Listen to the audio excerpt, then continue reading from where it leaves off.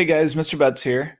I want to continue talking about different methods for anti-differentiation by talking about a couple of pre-calculus methods that we can use to manipulate an integrand and rewrite it in a way that we can take the integral or the antiderivative. So the first one I'm going to start with here is long division. So just a quick note on what motivates why we would use long division.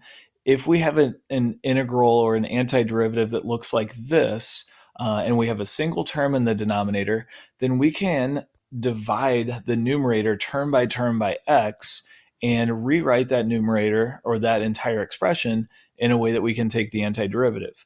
So we can take the antiderivative of this expression term by term.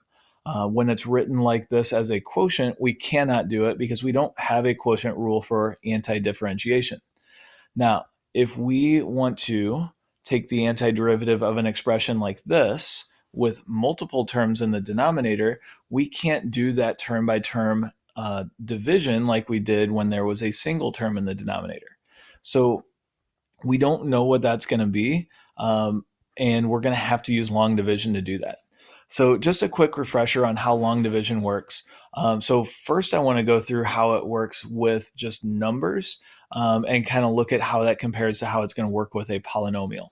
So remember, with numbers, what we're doing is we're looking at 7 and we're seeing how many times it goes into, say, 3. Now it doesn't go into 3, so we move to the thousands place and we're saying 7 into 36. 36 divided by 7 is 5, so I put that in the thousands place, and 5 times 7 is 35, and that gives us a remainder of 1. So we subtract the 35 to get the remainder in the thousands place, and then we drop down our hundreds place. 7 goes into 18 two times, so 18 divided by 7 is 2 with a remainder. 2 times 7 is 14, so we subtract to get a remainder of 4 in the hundreds place. Then we bring down the tens place. It goes in 6 times with no remainder. Then we bring down the ones place. It goes in 0 times with a remainder of 4.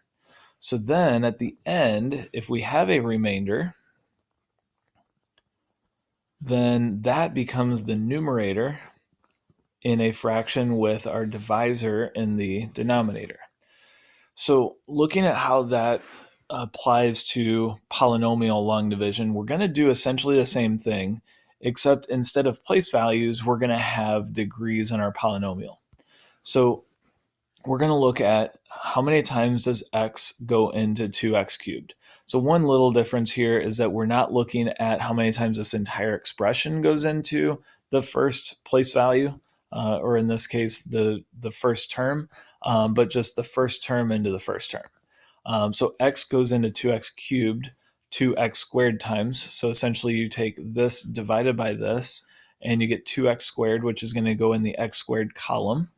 And then we multiply 2x squared times the expression. So we get 2x cubed minus 4x squared. And then once we have that, we're going to subtract. The x cubed terms cancel each other out. The negative distributes, so it's a plus 4x squared. And so we get negative 3x squared. And then we bring down the next place value. So bring down the plus 11x. So x goes into negative 3x squared, negative 3x times.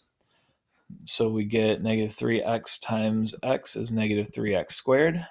Negative 3x times negative 2 is plus 6x, and we subtract. So again, the 3x squareds cancel each other out. The negative distributes, and 11x minus 6x is 5x. Bring down the minus 3. X goes into 5x 5 times. And 5 times x minus 2 is 5x minus 10. And we subtract one more time. 5x's cancel. Negative 3 plus 10 is 7. So that remainder of 7, again, is going to be a numerator with the x minus 2 in the denominator, and we're going to add that on. So using long division, we can take an expression that is a polynomial divided by a polynomial and write it as a polynomial with a remainder.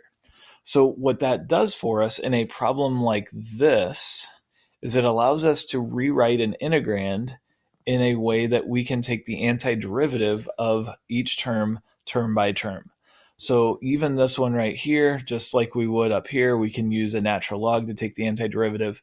So this long division gives us a tool to rewrite an antiderivative problem in a form that we can actually evaluate the antiderivative.